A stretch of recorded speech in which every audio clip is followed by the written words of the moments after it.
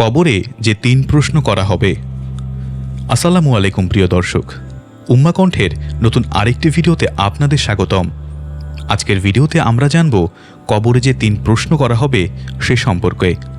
তার আগে আপনি যদি আমাদের চ্যানেলটি সাবস্ক্রাইব করে না থাকেন তবে এখনই সাবস্ক্রাইব করুন। চলুন ভিডিওটি শুরু করা যাক।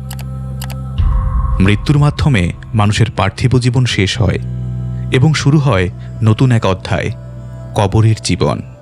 কোরআন ও হাদিসে এই জগৎকে বারজাখ নামে উল্লেখ করা হয়েছে।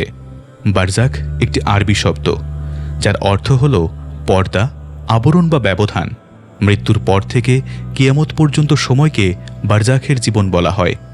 এটি এমন এক অদৃশ্য জগৎ যা পার্থিব জগৎ থেকে আলাদা এবং মানুষের উপলব্ধির বাইরে। দেহের অংশসমূহ যেখানে অবস্থান করে সেটিই ব্যক্তির জন্য বারজাখ বা কবর হিসেবে বিবেচিত হয়। বারজাখে কেউ শান্তিময় জীবনের স্বাদ পায়, আবার কেউ ভোগ করে কঠিন শাস্তি।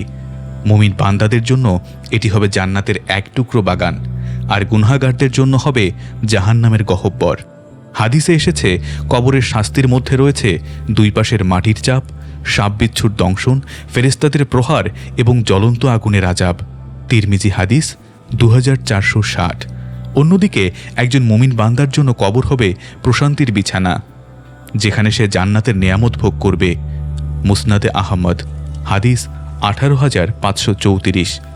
মৃত্যুর পর কবরের জীবনে প্রত্যেককে 3টি গুরুত্বপূর্ণ প্রশ্নের সম্মুখীন হতে হবে। এই প্রশ্নগুলোর সঠিক উত্তর দিতে পারলেই জান্নাতের নেয়ামত লাভ করা যাবে, অন্যথায় কঠোর শাস্তির মুখোমুখি হতে হবে। 1 নম্বর প্রশ্ন, তোমার রব কে? দুনিয়াতে যারা আল্লাহর একত্ববাদে বিশ্বাস স্থাপন করেনি তারা এই প্রশ্নের উত্তর দিতে ব্যর্থ হবে। সুতরাং পরকালের জন্য প্রস্তুতি হিসেবে একমাত্র আল্লাহকে রব হিসেবে স্বীকার করা জরুরি। 2 নম্বর, তোমার জীবন ব্যবস্থা কি? যারা ইসলামকে পরিপূর্ণ জীবন ব্যবস্থা হিসেবে গ্রহণ করেছে তারা কেবল এই প্রশ্নের সঠিক উত্তর দিতে পারবে। আল্লাহ বলেন, যে ব্যক্তি ইসলাম ছাড়া অন্য জীবন ব্যবস্থা অনুসরণ করবে তা কখনো গ্রহণযোগ্য হবে না। সূরা আলে ইমরান আয়াত 85। 3 নম্বর প্রশ্ন, তোমাদের কাছে যাহাকে পাঠানো হয়েছে তিনি কে? এই প্রশ্নে নবীজি সাল্লাল্লাহু আলাইহি ওয়াসাল্লাম সম্পর্কে জানতে চাওয়া হবে।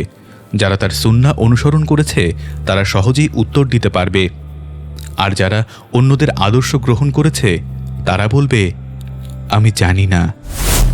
কবরের এই 3টি প্রশ্নই পরকালীন জীবনের সফলতা ও ব্যর্থতার মাপকাঠি। তাই দুনিয়াতে থেকেই সঠিক বিশ্বাস ও আমল করার মাধ্যমে এসব প্রশ্নের প্রস্তুতি গ্রহণ করা আবশ্যক। প্রিয় দর্শক, এই ছিল আজকের আলোচনা। আজকের ভিডিওটি আপনাদের কেমন লাগলো তা অবশ্যই কমেন্টে জানাবেন।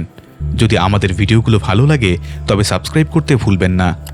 ইনশাআল্লাহ আগামী ভিডিওতে আবার দেখা হবে। ততক্ষণ পর্যন্ত আল্লাহ হাফেজ।